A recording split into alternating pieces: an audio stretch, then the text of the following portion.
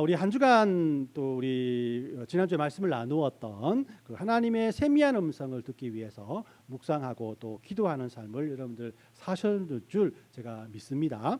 자, 그리고 하나님께 기도로 집중할 수 있는 여러분들만의 기도의 골방을 여러분들 만드셨는지 모르겠어요. 아직까지 결정하지 못하고 있는 분들이 아니면 다시 제가 숙제를 내드리겠습니다. 다음 주까지 내가 하나님 앞에 또 어떤 면에서 집중하며 기도할 수 있는 그런 골방, 그 골방을 만들어 보자라고 해서 여러분들 만약에 뭐 우리 운전을 하면서 출퇴근할 때도 또 아니면은 금방 일어나서 아니면은 뭐 밥을 먹을 때나 여러 가지 이런 여러분들께서 원하시고 또 함께 할 수 있는 그 시간들을 여러분들 정하셨으면 좋겠습니다. 왜냐하면 이번 주에도 다른 숙제가 한 개 나가거든요. 그 숙제와 함께 여러분들 하셔야 되기 때문에 이번 주에 또 그런 시간을 마련했으면 좋겠습니다. 이번 주 숙제는 아침에 일어나자마자 5분 그리고 밤에 주무시기 전에 5분 하나님 앞에 기도합니다. 우리 5분이니까 뭐 10분 하면 안 됩니다. 5분만 하셔야 돼요. 5분만 하고 또 자기 전에 5분 이렇게 합니다.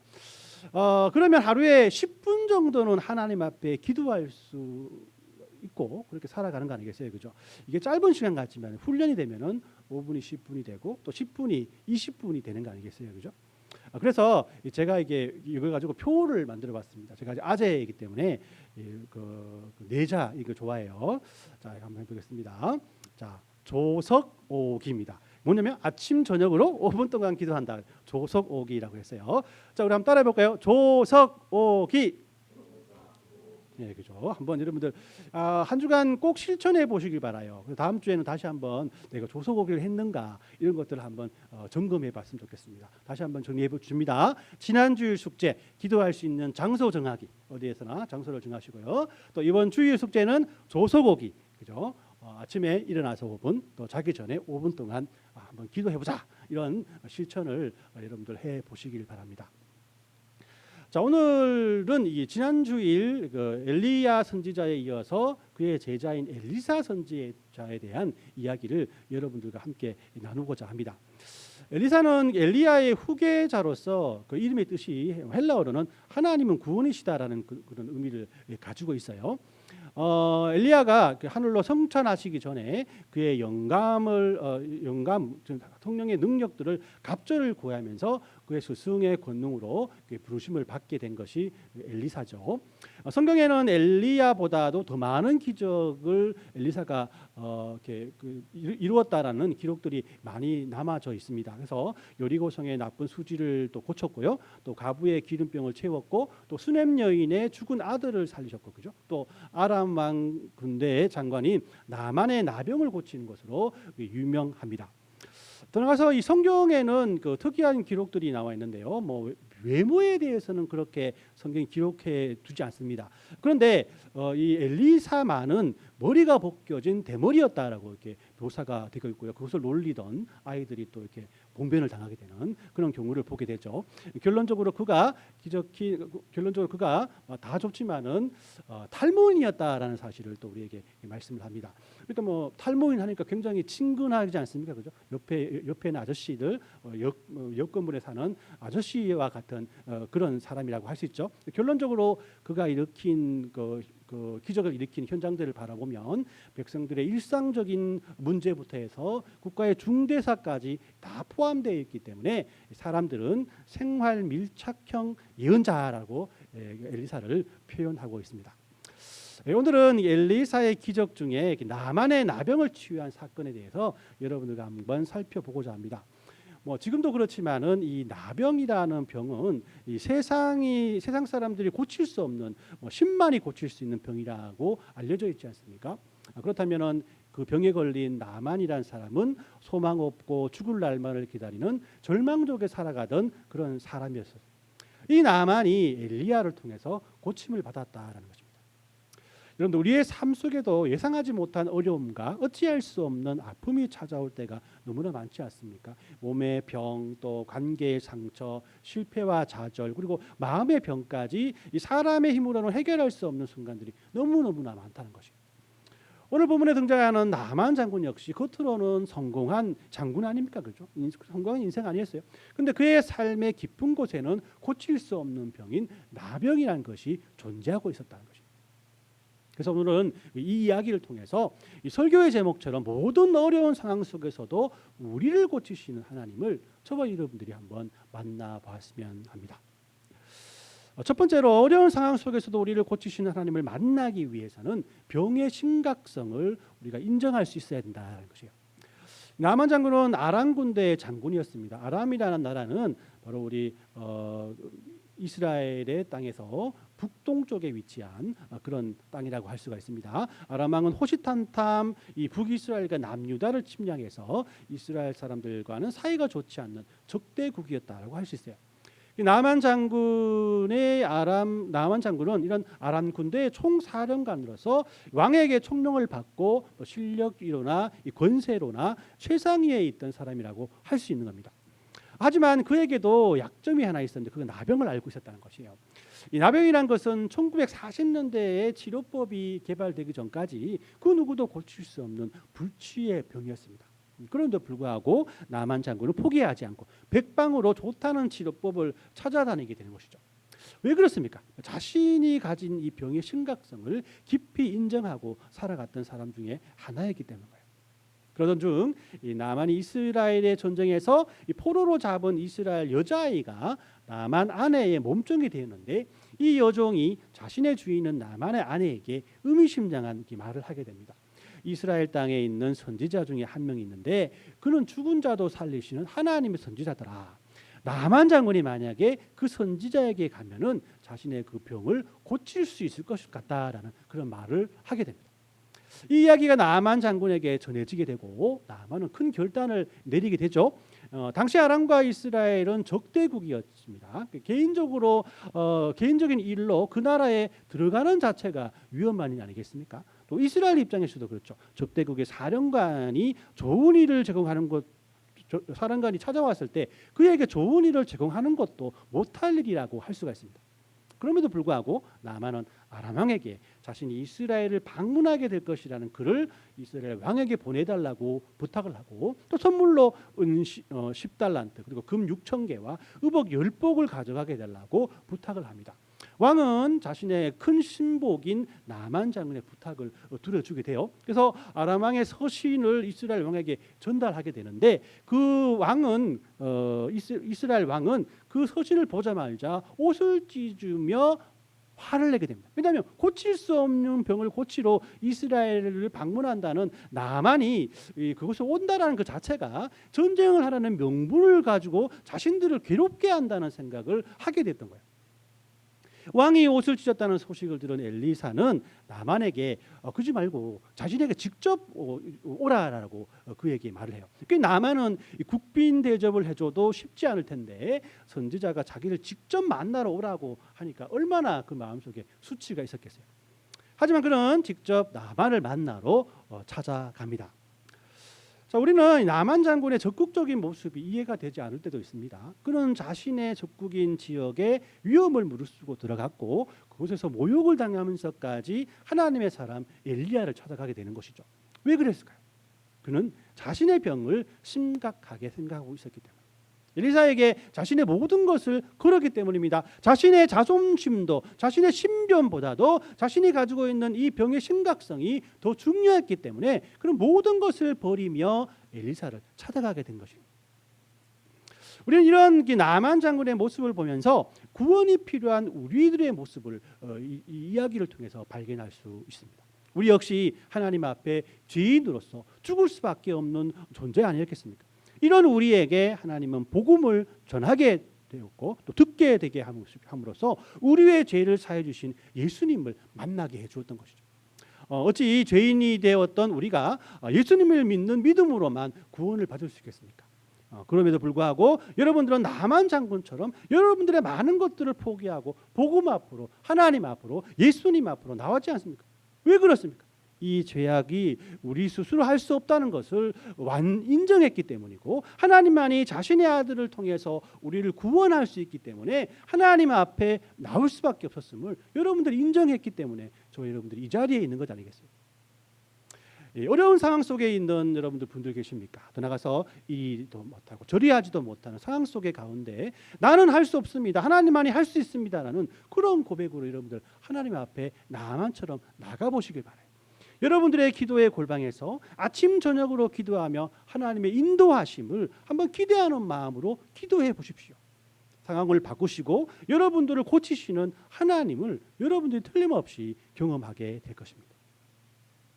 어려운 상황 속에서도 우리를 고치시는 하나님을 만나기 위해서 이 두 번째로 하나님의 방법은 우리의 기대와 다를 수 있다는 사실을 우리 스스로가 인정할 수 있어야 합니다.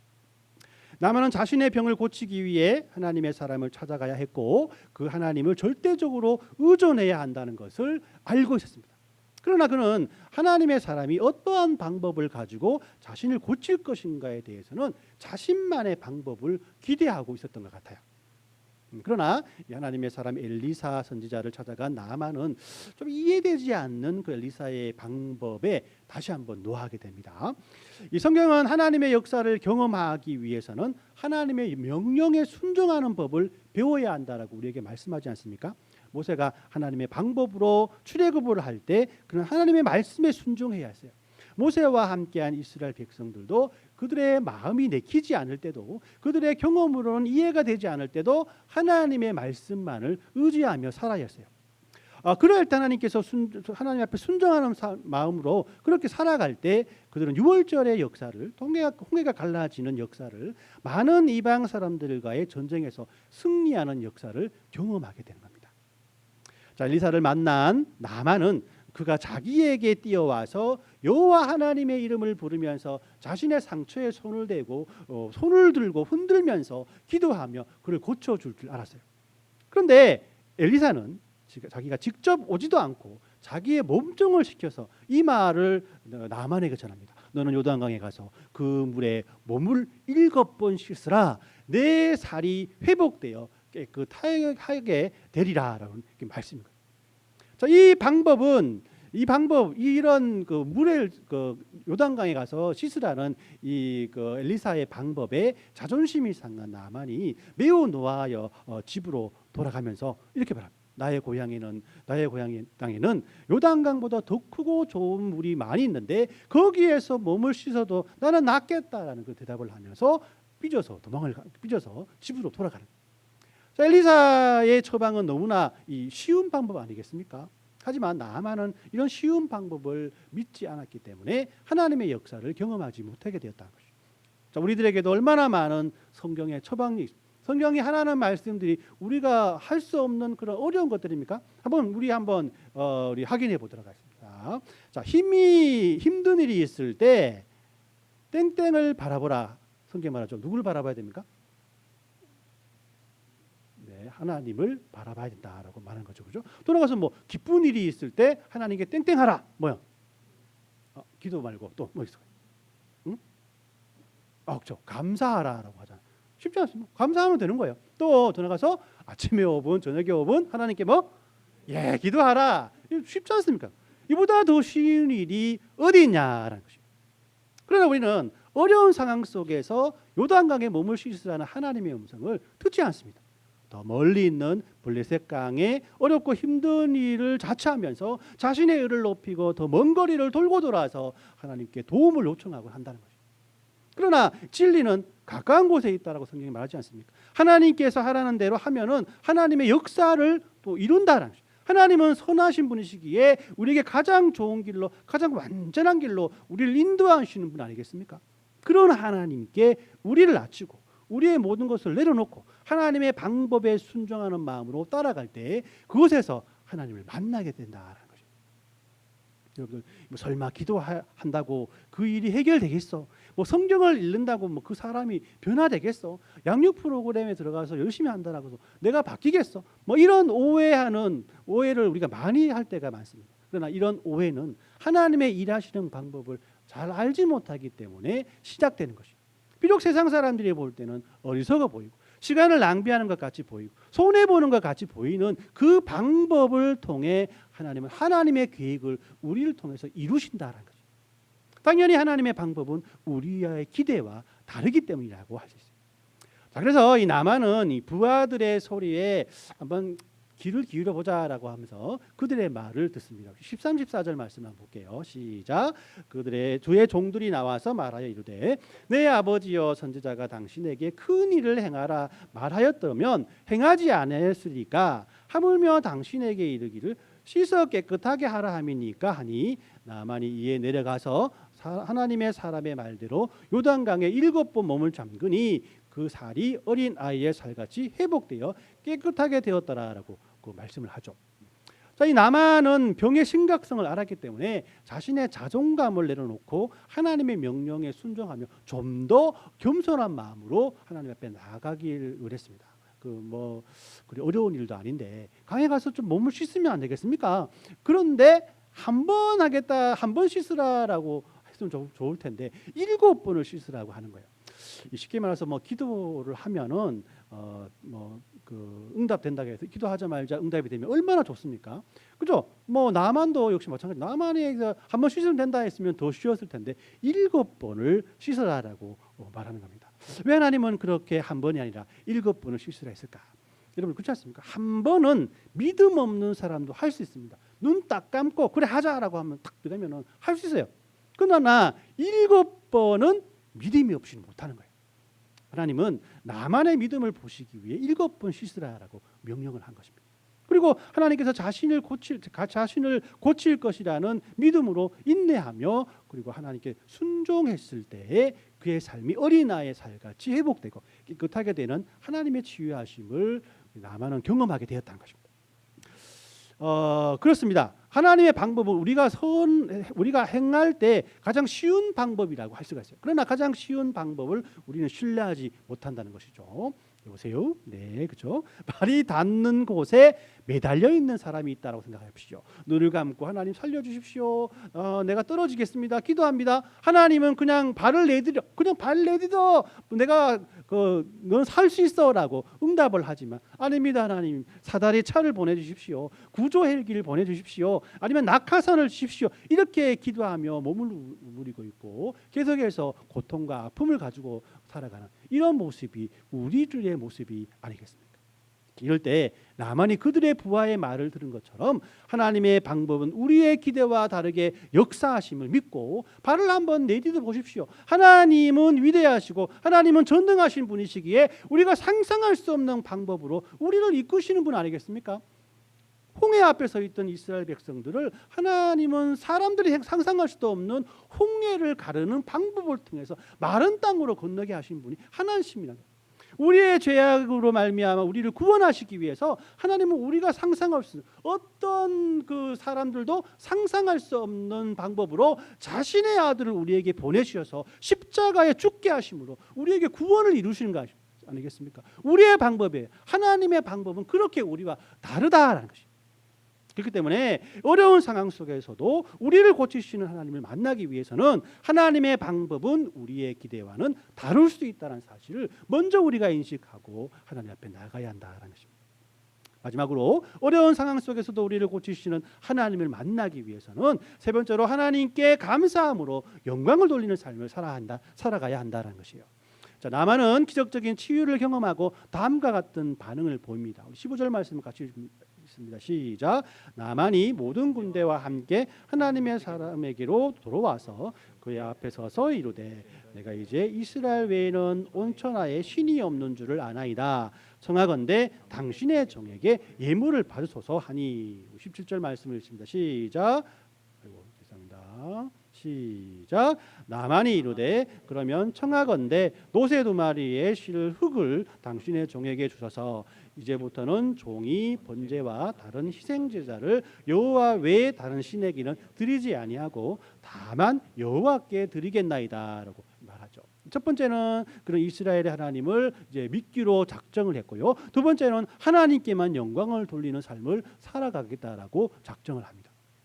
나만은 자기 몸에서 일어난 기적을 경험하고 또 하나님을 믿기로 결심을 해요. 왜냐하면 자신이 믿던 아람 사람들의 이방 신들은 자신을 지금까지 고치지 못했기 때문이죠. 또 온 천하에 다른 신은 없는 줄을 확신하며 살아가겠다라고 하나님 앞에 고백을 합니다. 그런 믿는 것으로 끝나지 않고 자기 나라로 돌아가서도 모든 예배와 모든 예배를 다른 신에게 드리는 것이 아니라 하나님께만 드리기로 작정을 해요. 다만 자신이 직업상 왕이 이방 신전에 들어갈 때 함께 들어가야 하기 때문에 그때만 이방 신에게 전하는 것을 이해해 달라고까지 디테일하게 하나님 앞에 용서를 구합니다.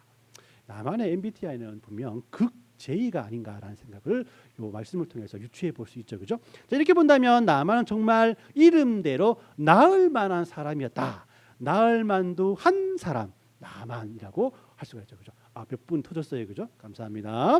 일부 예배 때는 전혀 말씀 안 하셔가지고 저걸 서운했습니다. 나을 만한 사람, 나만.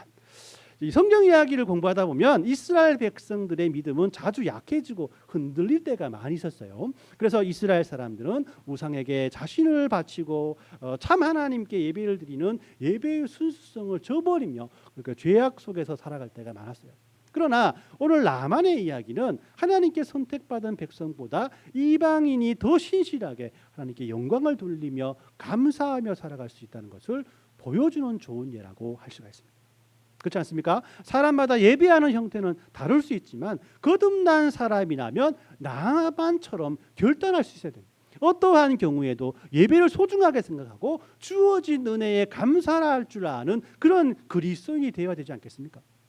이런 결단을 하는 성도들이 어려운 상황 속에서도 우리를 고치시는 하나님을 만나는 경험을 할 수 있다는 것입니다. 오늘 말씀을 정리합니다. 나만의 이야기는 절망적인 상황에 놓인 우리를 하나님은 그냥 놔두시지 아니하시고 끝까지 고치시고 치유하시고 힐링하신 분이심을 우리에게 가르쳐주고 있습니다. 그렇기 때문에 우리는 하나님께 자신이 처한 상황에 대한 심각성을 알고 하나님만이 이 문제를 해결해 줄 수 있는 유일한 소망임을 하나님 앞에 고백할 수 있어야 됩니다. 그리고 이 문제를 해결하시는 하나님의 방법은 우리의 기대와는 다를 수 있음을 인정하며 하나님께 모든 것을 감사하며 영광을 돌릴 줄 알아야 한다는 것이에요. 지금 어려운 상황 속에 있는 분들이 계십니까? 해결되지 않는 문제와 반복되는 실패와 마음 깊이 뿌리 박힌 깊은 상처나 오래된 죄악과 연약함이 있는 분들이 있다면 오늘 말씀을 한번 항상 기억하십시오. 하나님은 모든 어려움 상황 속에서 우리를 고치시는 분이심을 믿으시길 바랍니다. 그리고 하나님의 일하심은 우리와 우리의 생각과 우리의 또 결과와는 다른 분이심을 여러분들께서 항상 이해하시고 또 그것을 위해서 항상 기도하며 나가시는 저와 여러분들이 되었으면 좋겠습니다. 그리고 그러한 삶 가운데서 하나님만을 의지하며 살아갈 때 하나님께서 우리에게 베풀어 주신 하나님의 놀라운 은혜와 사랑들을 우리에게 하나씩 하나씩 가르쳐주고 우리를 하나님의 은혜와 사랑 가운데 이끌어 주시는 분이심을 하나님 여러분들께서는 분명히 경험하게 될 것입니다. 그리고 하나님의 일하심은 우리와 다름을 인정하고 하나님 앞에 감사하며 나갈 때 또 조용히 하나님 앞에 기도하며 나갈 때 조용히 다가와서 우리의 손을 잡아주시는 하나님의 자녀로서 우리의 이름을 불러주시는 그런 하나님의 그런 손길을 여러분께서는 경험하실 수 있을 것입니다. 이런 은혜가 우리의 모든 삶 가운데 넘쳐나시길 예수님의 이름으로 축원합니다. 아멘.